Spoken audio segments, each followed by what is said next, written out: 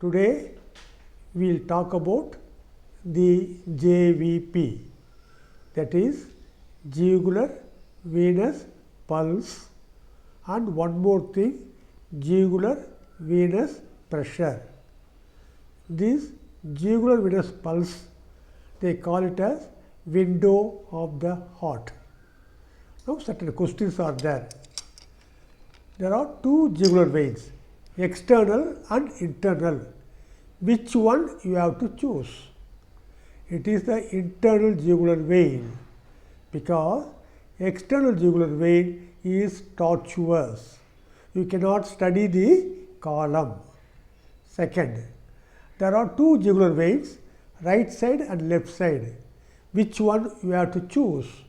It is the right jugular vein, because it is larger and it is straight into the right atrium. Third, it has no valves. That is why we always choose the right jugular vein. Third thing, there is a carotid vessel also in the neck adjacent to that. How to differentiate it, whether it is arterial or venous? This is important. Remember, carotid pulsation is always medial towards the trachea, whereas the internal jugular vein, it is lateral between the two heads of the sternomastoid. Second, the carotid artery has no upper level, whereas jugular vein has got upper level.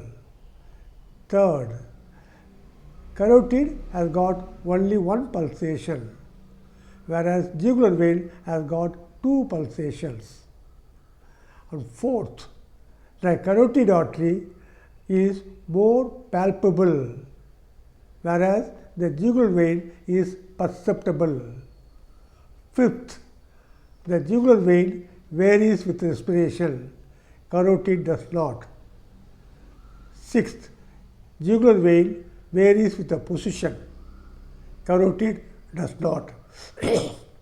And hepatojugular reflex, you can manifest this sign in jugular vein, but not with the carotid. These are all the essential points. You should know how to differentiate it from carotid, artery and jugular vein. Now, how to measure the jugular venous pressure? It has to be demonstrated. Any jugular vein study, it should be in a good light. Second, the tangential look is essential. Third, patient should be comfortable, and we say 45 degree. This 45 degree I first demonstrated and then say the salient features. Presume that patient is in 45 degree position. The uppermost column you have to choose. There you keep a tongue blade or any straight object horizontally over the oscillating column. Then one more scale, that you have to keep it over the angle of Lewis vertically. Keep like that. And where they intersect, you have to measure the distance. Come. The patient should be in the sitting posture, preferably 45 degree. This 45 degree is an optional. You can make the patient either 30 degree or 50 degree even, till you see the upper level of the jugular venous pressure. The 45 degree, for example, is between the trunk and the bed, not between the neck and the trunk.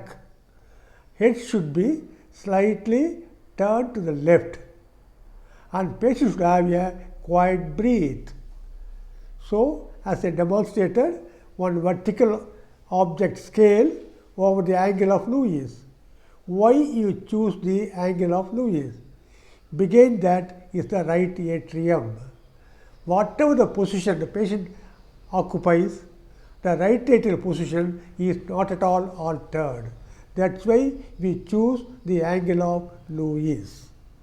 Then the other horizontal object, you have to keep it over the uppermost column of the venous blood. From there, where they intersect, you measure the distance. The important thing now comes.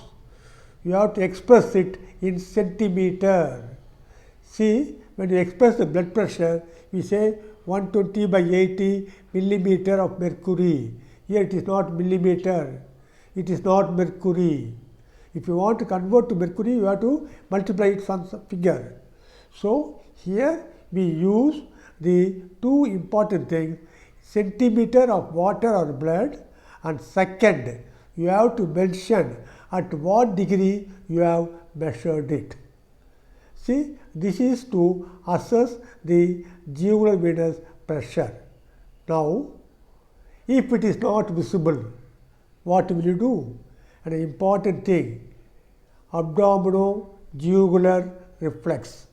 It is called as hepatojugular reflex previously, where they used to press over the liver. Now, you can press anywhere over the abdomen.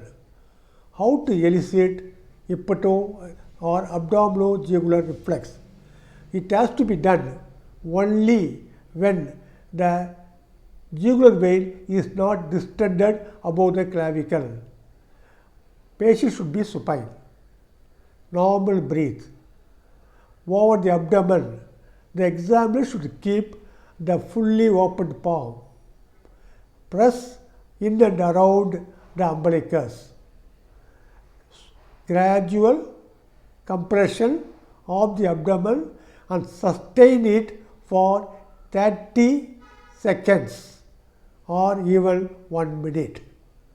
Look for the rise in jugular venous pressure.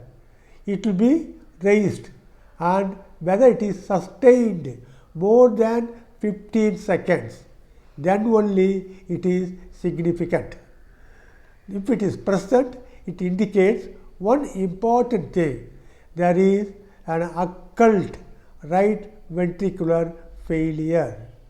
Sometimes, without failure, it can be manifested in pericardial disease also. Now, we come to the waves, jugular venous pulse. How to look into that? Again, patient proper position, head turned to the left side, good light, tangential look, normal breathe, look at the vein.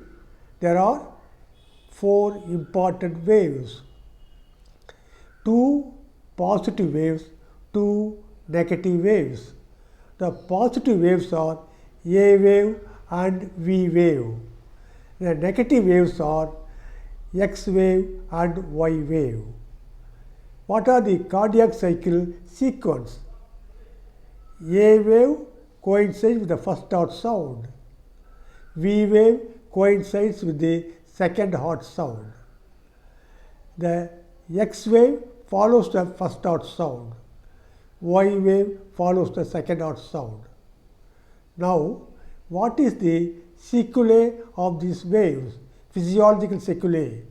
See, any physiological cycle, first atrium contracts, then atrium relaxes, then the ventricle gets filled up, then the tricuspid valves open. So, the A wave for the atrial contraction, X wave for the atrial relaxation, V wave for the ventricular filling, Y wave for the tricuspid valve opening. Now, what is the significance of these waves? The right atrial sequence, we can make it out.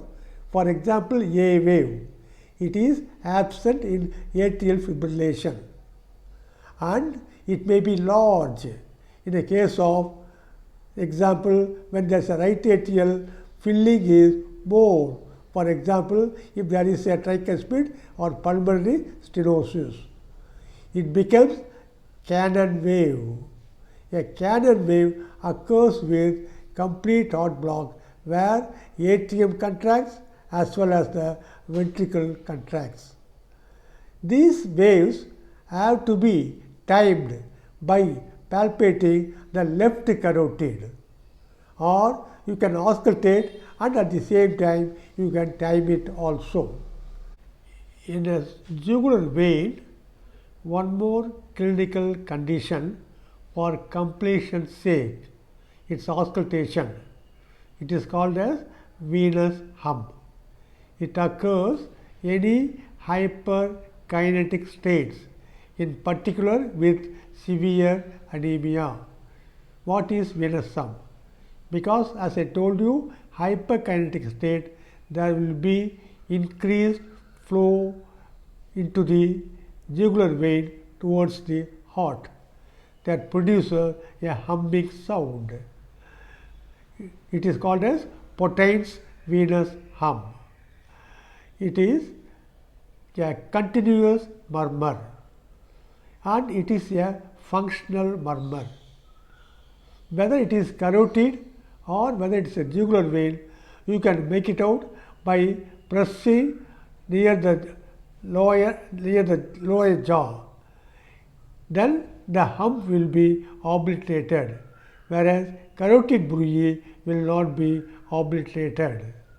And again, it has to be auscultated by the bell of the stethoscope, always sitting or standing to facilitate the venous flow. Again, the head should be turned left fully and ask the patient to look up. Thereby, more stretching of the veins occurs. This is venous hum, a functional murmur with a thrill, like we have the abdominal venous hum in a case of congenital portal vein obstruction.